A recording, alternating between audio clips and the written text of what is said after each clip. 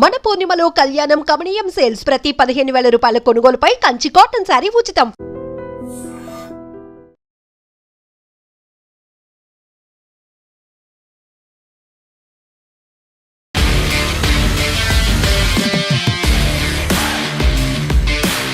నమస్తే, welcome to I dream weekend update with Kavitha. నేను party మారలేదు, ఇప్పటికీ బీఆర్ఎస్లోనే కొనసాగుతున్నాను. బీఆర్ఎస్ పార్టీకి చెందినటువంటి ఎమ్మెల్యేనే. ఫిరాయింపు జరిగినటువంటి ఎమ్మెల్యేలు వీళ్ళు ఫిరాయించారు, మా పార్టీలో లేరు అంటూ స్పీకర్కి కంప్లైంట్ చేశారు. సుప్రీంకోర్టు దాకా వెళ్ళినటువంటి బీఆర్ఎస్ పార్టీకి దీంతో పాటుగా స్పీకర్లకి వివరణ ఇస్తున్నటువంటి ఎమ్మెల్యేల జవాబులు ఇది. యాక్చువల్గా ఫిరాయింపులకు సంబంధించి చట్టం ఏం చెప్తోంది? సుప్రీంకోర్టు 3 నెలల్లో చర్యలు తీసుకోవాలి అంది. స్పీకర్ నిర్ణయం ఇప్పుడు ఎలా ఉండబోతోంది? మనతో పాటుగా ఉన్నారు సీనియర్ జర్నలిస్ట్ సాయిశేఖర్ గారు. సాయిశేఖర్ గారు నమస్తే అండి.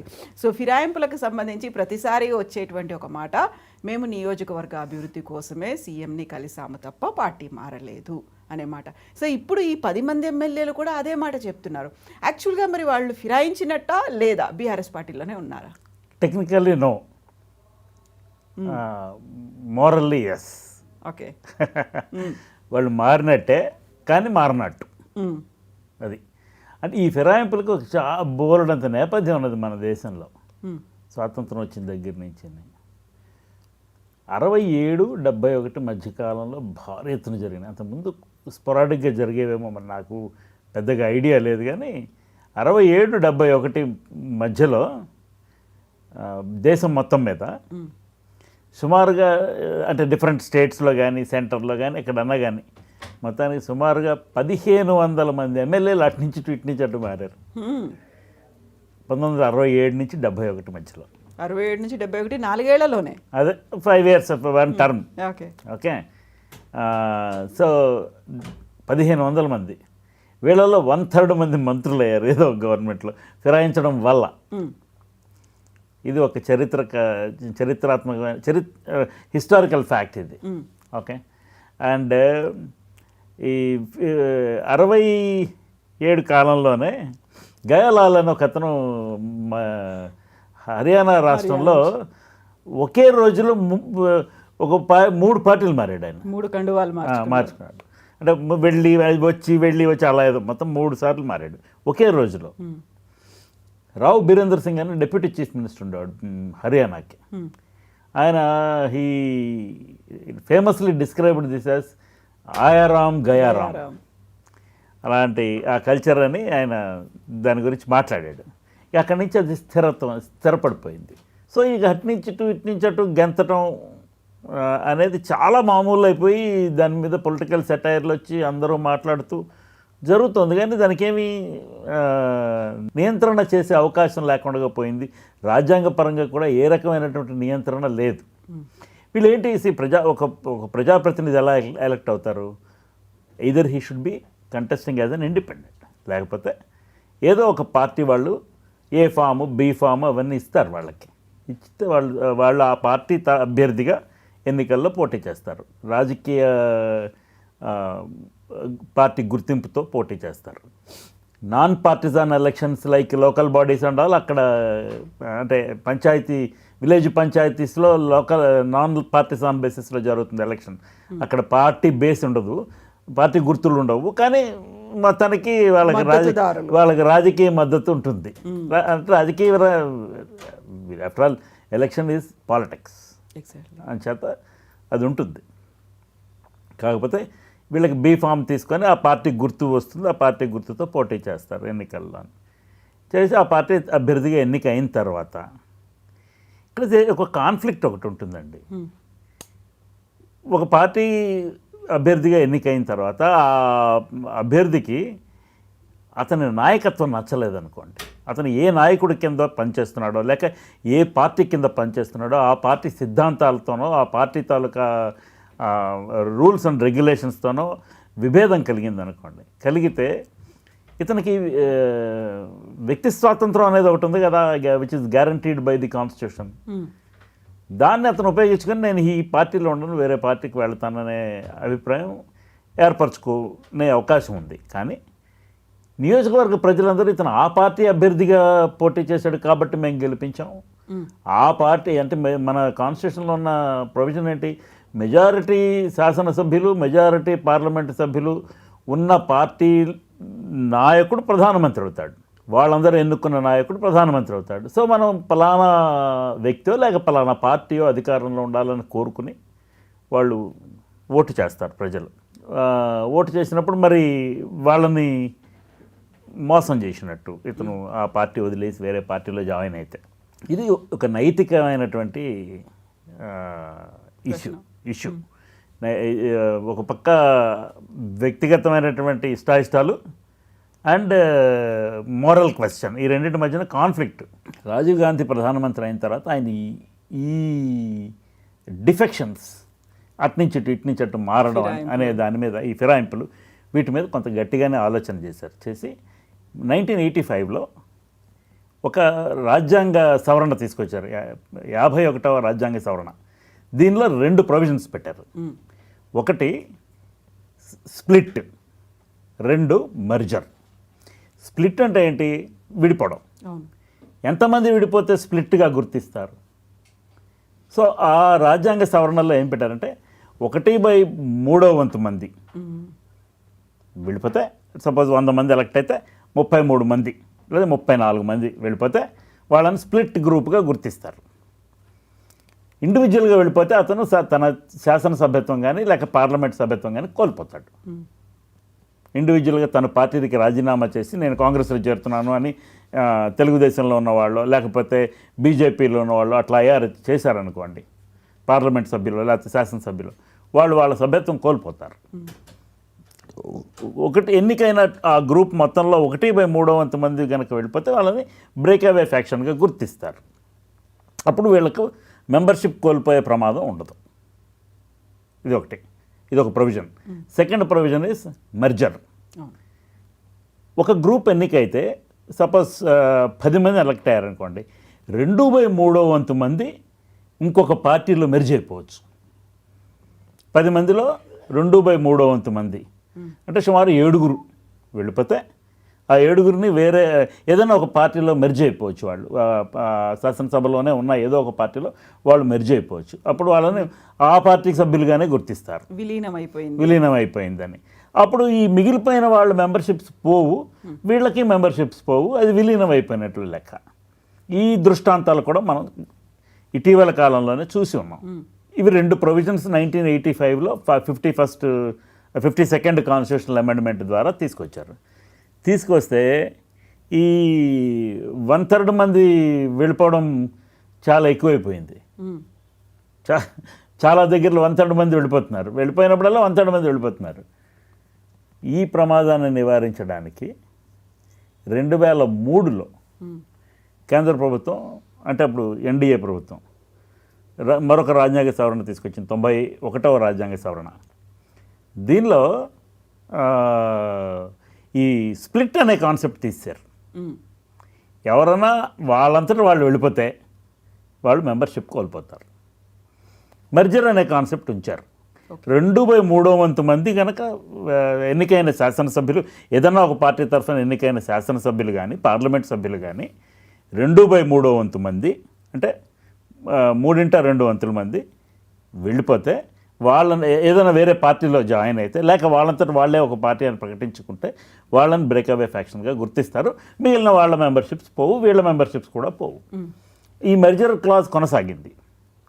ఆ ముందరది మాత్రం అసలు వెళ్ళిపోతే బ్రేక్అవే అయితే మెంబర్షిప్ కోల్పోయినట్టే. 2014 నుంచి తెలంగాణ ప్రత్యేక రాష్ట్రంగా ఏర్పడిన తర్వాత చంద్రశేఖరరావు గారు 63 స్థానాలతో ముఖ్యమంత్రిగా ఎన్నికయ్యారు. ఫస్ట్ టర్మ్ 2014లో he got a simple majority. Simple majority అంటే ఏంటి, టోటల్ శాసనసభలో ఉన్నటువంటి సీట్లలో సగం సీట్ల కంటే ఒక్క సీట్ ఎక్కువ వచ్చినా అది సింపుల్ మెజారిటీ. మనకు 119 శాసనసభ స్థానాలు ఉన్నవి తెలంగాణలో. 119 సగం అంటే 60. ఒక మ్యాజిక్ ఫిగర్ క్రాస్ 60 క్రాస్ అయితే ప్రభుత్వం ఏర్పాటు చేయొచ్చు. ఆయనకు 3 ఎక్స్ట్రా వచ్చారు, సో 63. ఎంఐఎం వాళ్ళు మద్దతు ఇచ్చారు బయట నుంచి జారకుండా. సో 70. ఆ తర్వాత చాలామంది వివిధ పార్టీల నుంచి అవును. దీంట్లో జాయిన్ అయ్యారు. రేవంత్ రెడ్డి గారు చేరలేదు, ఆయన శాసనసభ్యుడిగా ఎన్నికారు. కానీ ఎర్రబెల్లి దయాకర్రావు నేతృత్వంలో ఈ 2/3 వంతు క్లాజ్ వాడుకొని తెలుగుదేశం పార్టీ మెర్జ్ అయిపోయింది బీఆర్ఎస్ టీఆర్ఎస్లో. సో కేసీఆర్ గారి పార్టీ అందాం మనం. కేసీఆర్ గారి పార్టీలో వీళ్ళందరూ మెర్జ్ అయిపోయారు. తెలుగుదేశం తరఫున ఎన్నికైన కొంతమంది అవతల ఉండిపోయారు, వాళ్ళు ఇటు రాలేదు. వాళ్ళు శాసనసభ్యత్వం కోల్పోలేదు, వీళ్ళు సభ్యత్వం కోల్పోలేదు. Because it was a merger. Congress నుంచి కొంతమంది వచ్చారు. అసలు తెలుగుదేశం పార్టీ నుంచి తలసాని శ్రీనివాస్ యాదవ్ లాంటి వాళ్ళని తీసుకొని ఈ మెర్జర్ జరగక ముందే ఆయనను మంత్రివర్గంలోకి తీసుకున్నారు కేసీఆర్ గారు. సో ఈ అప్పుడు కూడా ఇలాగ ఫిర్యాదు చేయటం, స్పీకర్ నోటీస్ ఇవ్వడం, ఇవన్నీ నడుస్తున్నాయి. ఇదంతా ఒక రాజ్యాంగ ప్రక్రియ, డిలే. ఇప్పుడు స్పీకర్ నువ్వు ఈ 3 నెలలలోపు మీరు ఏదో ఒక నిర్ణయం తీసుకోండి అని సుప్రీంకోర్టు మొన్న ఇచ్చినటువంటి రూలింగ్ ఏదైతే ఉందో అది సూచన మాత్రమే. వాళ్ళు స్పీకర్ని ఆదేశించలేరు.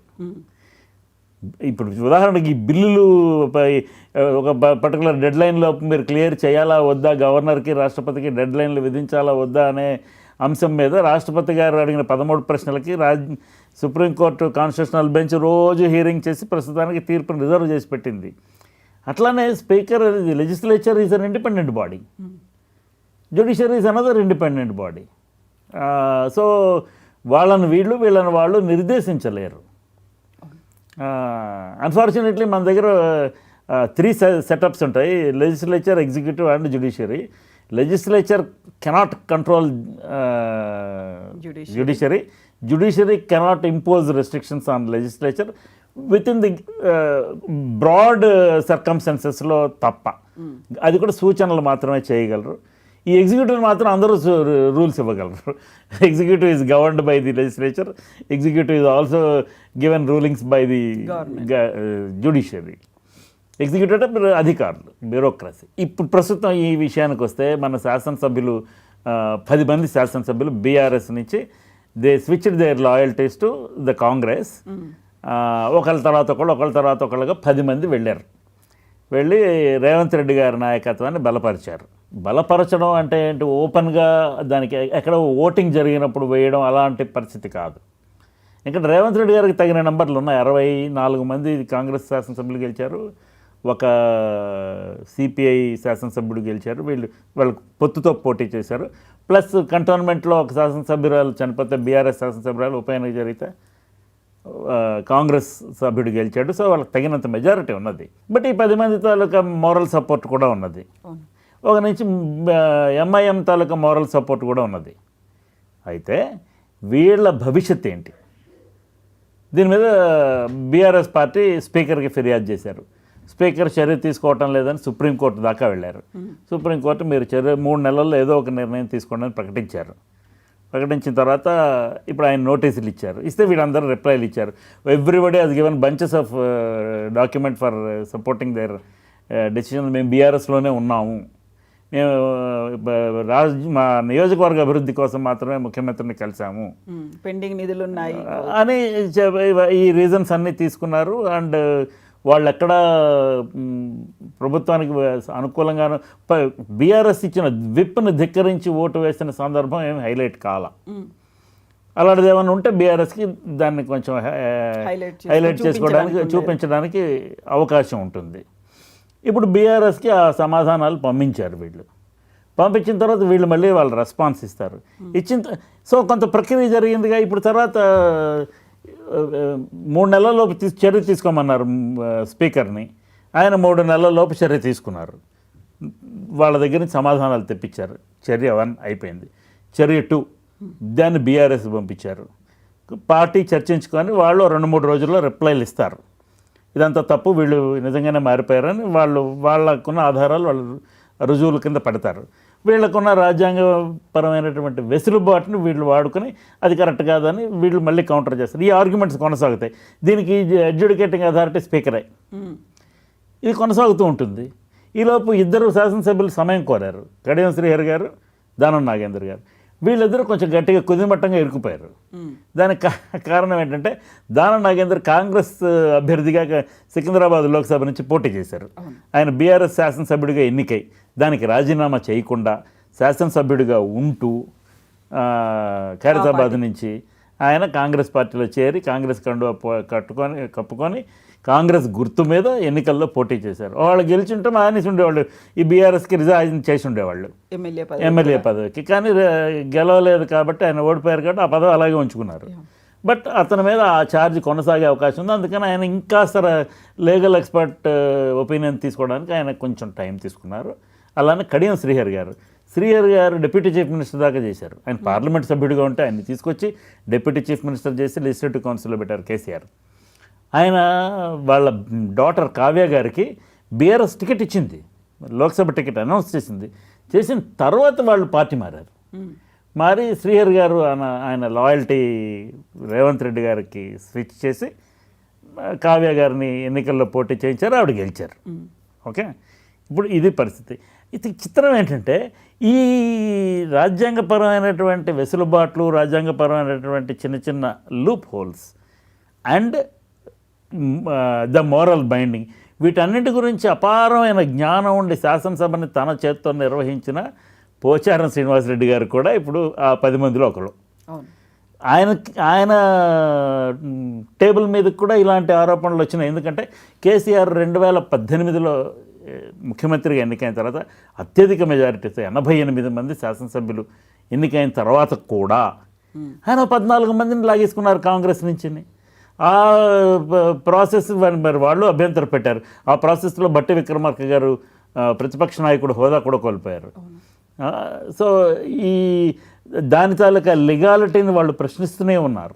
ఆయన ఆ శాసనసభ్యుల్ని బీఆర్ఎస్లో చేర్చుకోవడం అనే దాని లీగాలిటీని వాళ్ళు ప్రశ్నిస్తూనే ఉన్నారు. అది ఇంకా అపరిష్కృతంగా ఉండగానే మళ్ళీ ఎన్నికలు వచ్చినాయి. ఇప్పుడు ఇది కూడా అలాగే అవుతుంది. ఇప్పుడు 1.5 సంవత్సరం అయింది. స్పీకర్ గారు తన చర్య 1, చర్య 2 చేశారు కదా. బీఆర్ఎస్ వాళ్ళు వాళ్ళ రెస్పాన్స్ ఇస్తారు కదా. ఇంకా he will also wait for వాళ్ళు సమయం కోరారు కదా మిగతా ఇద్దరు శాసనసభ్యులను. ఇప్పుడు వీళ్ళందరికీ సమయం కోరడానికి అవకాశం ఉన్నప్పుడు అతనికి ఉండదంటే ఆయన తన సమయం తీసుకుంటారు. 3 నెలల్లో మీరు చర్య తీసుకోమన్నారు, I started acting on it అని సుప్రీంకోర్టుకి చెప్తారు. బట్ దే ఆర్ రిక్వెస్టింగ్, వాళ్ళు కొంచెం టైం పొడిగించమని. వాళ్ళిద్దరు సరే, ఈయన ఇప్పుడు వాళ్ళ రిప్లైలు కూడా వచ్చాయనుకోండి. వచ్చిన తర్వాత వీళ్ళ రిప్లైలతో నేను సంతృప్తి చెందాను, వీళ్ళు బీఆర్ఎస్ సభ్యులుగానే ఉన్నారు, ఎన్నికైన పార్టీ నుంచి రాజీనామా చేయలేదు అని స్పీకర్ ఒక రూలింగ్ ఇస్తే ఏమిటవుతుంది? అతను చర్య తీసుకున్నట్టు, వీళ్ళ శాసనసభ్యత్వాలు పోవు, వీళ్ళు ముఖ్యమంత్రి గారికి అనుకూలంగా శాసనసభలో వ్యవహరిస్తారు. ఏదైనా ఓటింగ్ వచ్చినప్పుడు పార్టీ ఒకవేళ విప్ జారీ చేస్తే వీళ్ళు అబ్స్టైన్ అయినా లేక పార్టీ విప్కి వ్యతిరేకంగా ఓటు చేసినా అప్పుడు వీళ్ళు పార్టీ వీళ్ళ మీద చర్య తీసుకునే అవకాశం ఉంటుంది. వీళ్ళు మా పార్టీ విప్ ధిక్కరించారు కాబట్టి వీళ్ళని డిస్క్వాలిఫై చేయండి అని మళ్ళీ వాళ్ళు స్పీకర్కి పిటిషన్ ఇస్తారు. అప్పుడు మళ్ళీ speaker will take his time, cool time to take a decision. ఈలోపు ఈ శాసనసభ కాలం పూర్తయిపోతుంది. అందులోనూ ఆత్మ ప్రబోధానుసారం అనేది ఉండదా? దీంట్లో అదే ఉండదులేండి. ఆత్మ ప్రబోధానుసారం శాసనసభలో ఓటేయడానికి కుదరదు. ఏ లెజిస్లేచర్ పార్టీ కింద ఎన్నికయ్యారో వాళ్ళు విప్ జారీ చేస్తే దానికి అనుగుణంగానే ఓటేయాలి. ఆత్మ ప్రబోధానుసారం అనేది ఇందిరాగాంధీ క్రియేట్ చేసిన సిచ్యువేషన్. నీలం సంజీవ్ రెడ్డిని ఓడించడానికి వివి గిరిని అన్అఫిషియల్ క్యాండిడేట్గా పెట్టి Neelam Sanjeev Reddy was official candidate for the post of presidency. అప్పుడు ఆత్మప్రబోధానుసారం ఓటేయమని చెప్పారు ఆవిడ. పార్టీ విప్ జారీ చేయలే, అందరూ వివి గిరికి ఓట్లు వేశారు. అంచేత అదే ఆ సిచ్యువేషన్లో వచ్చింది తప్ప. బట్ ఇప్పుడు కూడా ఇది ఇలాగే జరుగుతుంది. వీళ్ళ సభ్యత్వాలు ఏం పోవండి. సో వినిపిస్తున్నటువంటి విశ్లేషణలో చూడండి, ఉప ఎన్నిక కూడా వస్తుంది అనేటువంటి మాట. అలాంటి అవకాశం ఉందని నేను అనుకోవట్లేదు. ఎందుకంటే స్పీకర్ గారు యాక్ట్ చేశారు కదా, యాక్ట్ చేయమన్నారు, యాక్ట్ చేశారు. 3 నెలల్లోపు చర్యలు తీసుకున్నారు. అందులో 2 చర్యలు అయిపోయి బీఆర్ఎస్ నుంచి రిప్లై వచ్చేస్తే 3వ చర్య కూడా పూర్తయిపోతుంది. వాళ్ళిద్దరికి టైం అడిగారు, ఆ టైం ఇవ్వటం ఇంకో చర్య. వాళ్ళు ఎప్పటి వరకు టైం ఇస్తారు అనేది డిసైడ్ చేయడం అనేది ఒక చర్య. తర్వాత వాళ్ళు రిప్లైలు ఇస్తారు, ఇచ్చిన తర్వాత మళ్ళీ దాన్ని బీఆర్ఎస్కి పంపించాలి, మళ్ళీ వాళ్ళు రిప్లై ఇవ్వాలి. ఇచ్చిన తర్వాత అంతా ప్రాసెస్ కంప్లీట్ అయిపోయిన తర్వాత తను నిర్ణయం తీసుకోవాలి. దానికి కొంత సమయం తీసుకున్న తర్వాత I'm satisfied with these replies, ఈ 8 మెంబర్స్ తాలూకా రిప్లైస్కి ఐఎమ్ సాటిస్ఫైడ్ అన్నారు అనుకోండి, మళ్ళీ దాన్ని ఛాలెంజ్ చేయాల్సి వస్తుంది. వీళ్ళు ఛాలెంజ్ చేస్తే మళ్ళీ that's a constitutional question. So మనకు రాజ్యాంగంలో ఉన్నటువంటి వెసులుబాటుని రాజకీయ పార్టీలు వాడుకుంటాయి. అండ్ ఇది కొత్తగా రేవంత్ రెడ్డి గారు లేకపోతే కాంగ్రెస్ లెజిస్లేచర్ పార్టీ కనిపెట్టిన అంశం ఏం కాదు. పోయిన శాసనసభలో జరిగింది కదా, 14 మంది ఇటు వచ్చారు. అంతకుముందు కూడా జరిగింది కదా తెలంగాణ రాష్ట్రం వరకు తీసుకుంటే. అంతకుముందు దేశంలో ఎన్నో దృష్టాంతాలు.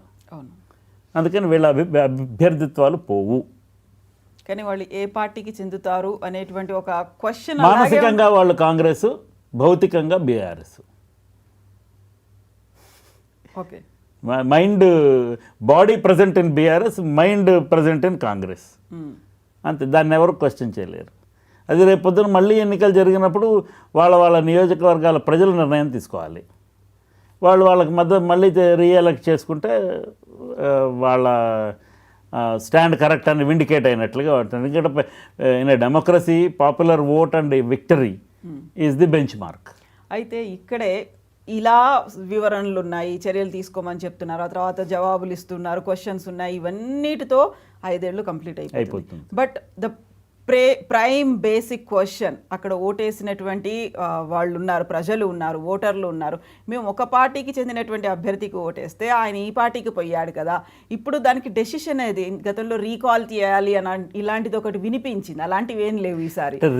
రీకాల్ చేయాలనేది ఈ పొలిటికల్ స్లోగన్. మన దగ్గర in a large representative democracy like India ఆ ప్రొవిజన్ లేదు మనకి. ఒక ఎన్నుకున్న శాసనసభ్యుడిని వెనక్కి పిలిపించేసి నువ్వు కాదు అని చెప్పే ప్రొవిజన్ మన దగ్గర లేదు. స్విట్జర్లాండ్ లాంటి చిన్న దేశాల్లో ఉన్నది, బట్ ఇక్కడ లేదు. అది అలాంటి ప్రొవిజన్ లేదు. అందుకని ప్రజలు అలా వెనక్కి పిలిచే అవకాశం లేదు. వాళ్ళు if they feel they are ditched, వాళ్ళు మళ్ళీ ఓటు వేయరు. అంతే కదా. ఇప్పుడు ఫర్ ఎగ్జాంపుల్ 2018 ఎలక్షన్ తర్వాత మహేశ్వరం శాసనసభ్యురాలుగా మన సబితా ఇంద్రారెడ్డి గారు గెలిచారు on behalf of the Congress. వారు కొంతమందితో కలిసి టీఆర్ఎస్లో జాయిన్ అయ్యారు. జాయిన్ అయిన తర్వాత మంత్రి అయ్యారు. కేసీఆర్ గారి గవర్నమెంట్లో వారు మంత్రి అయ్యారు. వారు కాంగ్రెస్ శాసనసభ్యురాలుగా ఎలక్ట్ అయ్యి టీఆర్ఎస్లో జాయిన్ అయిపోయిన తర్వాత మళ్ళీ ఎలక్షన్ జరిగినప్పుడు 2023లో బీఆర్ఎస్ టికెట్ తీసుకొని ఆవిడ పోటీ చేస్తే గెలిచారుగా. అవును. సో ప్రజలు దాన్ని తిరస్కరించలేదు, ఆ నిర్ణయాన్ని. అక్కడ ఆమోదం ఉంది. ఇప్పుడు ఈ 10 మంది రేపు పొద్దున మళ్ళీ 2029-28 ఎప్పుడు ఎలక్షన్ జరిగితే అప్పుడు వీళ్ళు 10 మంది కాంగ్రెస్ తరఫున ఎలక్ట్ అయ్యారనుకోండి, ప్రజలు దాన్ని సమర్థించినట్లే. కొంచెం కన్విన్సింగ్గా అనిపించింది ఉంటుంది. ఇప్పుడు వీళ్ళలో సగం 5 మంది కాంగ్రెస్ తరఫున మళ్ళీ ఒక 5 మంది వెనక్కి బీఆర్ఎస్కి వెళ్ళిపోయి పోటీ చేసి గెలిచారనుకోండి, అప్పుడు ప్రజల తీర్పు వేరే రకంగా ఉన్నట్లు అన్నమాట, మిక్స్డ్. సో దేనికి ఈ మన రాజ్యాంగంలో ఉన్న వెసులుబాట్ల దృష్ట్యా హార్డ్ అండ్ ఫాస్ట్ రూల్ ఏది లేదు. మనకి ఫ్రీడమ్ ఆఫ్ ఎక్స్ప్రెషన్ ఇలా వాడతారు. సో అక్కడ వాళ్ళు చెప్పేది కూడా మా కార్యకర్తల అభిప్రాయాలను సేకరించిన తర్వాత, బట్ ఓటేసిందంతా అక్కడ ప్రజలు ఉన్నారు, ఓటర్లు వేశారు. ఓటర్ల అభిప్రాయం తీసుకున్నాము, మేము పార్టీ మారాము అని ఇప్పటిదాకా ఎవరు చెప్పలేదు. అలాంటి అవకాశం కూడా లేదు. కార్యకర్తలు వాళ్ళను సమర్థించినటువంటి మద్దతుదారులు ఆ నియోజకవర్గంలో వాళ్ళ ఎన్నికకు పనిచేసిన వాళ్ళు ఉంటారు కదా, వాళ్ళ అభిప్రాయం తీసుకొని మారిపోతారు. కార్యకర్తలతో సమావేశమై నిర్ణయిస్తాను అంటే మారిపోయినట్టే. సో ఇప్పుడు మరి ఓటర్లు ఏం కోరుకుంటున్నారు? యాక్చువల్గా ఇలా పార్టీ మారుతున్న వాళ్ళో లేదో మేము కండువా కప్పుకున్నాము అని చెప్పిన వాళ్ళు అయినా మా నియోజకవర్గ అభివృద్ధి కోసమే, లేకపోతే అక్కడ పెండింగ్ నిధులు ఉన్నాయి, రావాలి, మాకు రావాల్సినటువంటి నిధులు రాలేదు, ఆగిపోయాయి కాబట్టే అనేటువంటి ఈ కారణాలు అనేవి చెప్తూ ఉంటారు. సో వీటిని వాళ్ళు అర్థం చేసుకున్నారు, కన్విన్స్ అయ్యారంటే. ఓటర్స్ ఎలా ఉంటుందంటే, మీరు ఉదాహరణకి ఇప్పుడు ఒక బై ఎలక్షన్ చూడండి, ఏదన్నా ఒక బై ఎలక్షన్, మన కంటోన్మెంట్ బై ఎలక్షన్ చూడండి, రూలింగ్ పార్టీకి అడ్వాంటేజ్ ఉంటుంది. ఇప్పుడు వీళ్ళందరూ అపోజిషన్ పార్టీ, వీళ్ళందరూ శాసనసభ్యులుగా ఎన్నికైనప్పుడు వాళ్ళ ఓటర్లు వీళ్ళందరూ మన రూలింగ్ పార్టీలో ఉంటారని భావించి ఓట్లు వేసి ఉంటారు. కానీ ఆ పార్టీ అపోజిషన్ కంటే దాటి ముందుకి నంబర్స్ రాలేదు, కాంగ్రెస్ పార్టీకి మెజారిటీ వచ్చింది. సో మన దగ్గర పనులు అవ్వాలి కాబట్టి వీళ్ళు అక్కడికి వెళ్ళారు అనే భావన కొంతమందికి ఉంటుంది. అంటే ఎంతమంది ఈయన సపోజ్ 1,00,000 మంది ఓటర్లలో ఎంతమందికి అలాంటి అభిప్రాయం ఉంటుందని మనం క్వాంటిఫై చేయలేం, కానీ some people will be convinced ఇలాంటి వెర్షన్తో. అరే మన కోసమే పార్టీ మారాడు అనే భావన ఉండొచ్చు ఇప్పుడు. ఎందుకంటే ఇప్పుడు 14 మంది బీఆర్ఎస్లోకి మారారు కదా పోయినసారి, అప్పుడు ఏమిటైంది. So public opinion also keeps changing. పరిస్థితిని బట్టి, దేశకాలమాన పరిస్థితులను బట్టి పబ్లిక్ ఒపీనియన్ చేంజ్ అవుతుంది. సో అప్పుడు మాకు కావాల్సినటువంటి నిధులు లేకపోతే మా కోసమే పార్టీ మారాడు అనేటువంటి ఒక యాక్సెప్టెన్సీ ఉంటే ఓకే. బట్ ఇక్కడే సుప్రీంకోర్టు చేసినటువంటి ఇంకో కీలకమైన వ్యాఖ్య, 3 నెలల్లో నిర్ణయం తీసుకోండి, చర్యలు తీసుకోండి అని ఎందుకు టైం బౌండ్ పెట్టారు అంటే, ఒకవేళ మీరు కనుక మేము టైం పెట్టకపోతే అది ఎక్సీడ్ అవుతుంది, అప్పటికి పదవీ కాలం పూర్తి అయిపోతుంది, అప్పుడు చర్యలు తీసుకోవడానికి అన్నారు కదా. అనేది. సో చర్యలు తీసుకోండి అనేది ఒక సూచన. సరే రూలింగ్ అనుకుందాం, supreme court has ordered the speaker to take decisions అని అనుకుందాం for the sake of argument. అది చేయలేరు, అది ట్రెస్పాసింగ్ ఆఫ్ దేర్ జ్యూరిస్డిక్షన్ అవుతుంది. కానీ అయిందిగా, పోనీ స్పీకర్ గారు దాన్ని ఛాలెంజ్ చేయలే, మీరెవరు నాకు రూలింగ్ ఇవ్వడానికి అని ఛాలెంజ్ చేయలేదు. సుప్రీంకోర్టు సూచన మేరకు ఆయన నోటీసులు ఇచ్చారు, వాళ్ళ దగ్గర నుంచి రిప్లైలు తీసుకున్నారు. తీసుకున్న తర్వాత I'm satisfied with these replies అన్నారు అనుకోండి స్పీకర్ గారు, then what will Supreme Court say? అప్పుడు మళ్ళీ దానికి న్యాయ ప్రక్రియ స్టార్ట్ అవుతుంది. సో అప్పుడు బీఆర్ఎస్ ఒక డెసిషన్ తీసుకోవాలంటారా, వాళ్ళు ఎలా ఫైట్ బ్యాక్ చేస్తారు అనే దాని మీద ఉంటుంది. ఇది కంటిన్యూస్గా అంటే అవతల వాళ్ళు ఏం చేశారో వీళ్ళు చూస్తున్నారుగా. So they will practice the same thing. కొత్త there is no novelty in this. ఈ ప్రాసెస్ కొనసాగుతుంది అంతే. సో ఇప్పుడు జూబ్లీ హిల్స్కి తోడుగా ఇంకొక 10 అసెంబ్లీ సెగ్మెంట్లలో ఉప ఎన్నిక వస్తోంది అనేది నేను 8 అయితే అవకాశం లేదండి. ఇప్పుడు ఈ దానం నాగేందర్ గారు, కడియం శ్రీహరి గారు ఏం నిర్ణయం తీసుకుంటారు, వాళ్ళు ఏం సమాధానం చెప్తారు స్పీకర్కి, ఒకవేళ స్పీకర్ నిజంగానే వాళ్ళ రిప్లైలతో సాటిస్ఫై అవుతారా లేక వాళ్ళను డిస్క్వాలిఫై చేస్తారా, ఈ రెండు కొంచెం ట్రిక్కీ సీట్స్. బట్ మిగతా వాళ్ళందరూ safe. Yes, Andy. Thank you so much. Thank you. And for more videos, Please subscribe to iDream. Please subscribe to iDream. Please subscribe iDream. And please subscribe to iDream. For more videos, subscribe to iDream. please like, share, and subscribe to the channel. Congratulations, iDream. Subscribe to iDream. Subscribe to iDream. So subscribe to iDream Media. iDream ki iDream team andarki huge congratulations. Please subscribe iDream Media. Please subscribe to iDream. Subscribe iDream. Please subscribe to iDream. iDream అంటే నా కళల ఛానల్ను subscribe చేసుకున్న నోరు తిరుగుతలేదు, మీరైతే గంట గుర్తు కొట్టండి. For more such videos, please subscribe to iDream. Subscribe to iDream. Please subscribe to iDream. Please subscribe iDream Media. Please do subscribe to iDream. Please subscribe to iDream Media. For best entertainment and information, please subscribe iDream. And don't forget to subscribe to iDream.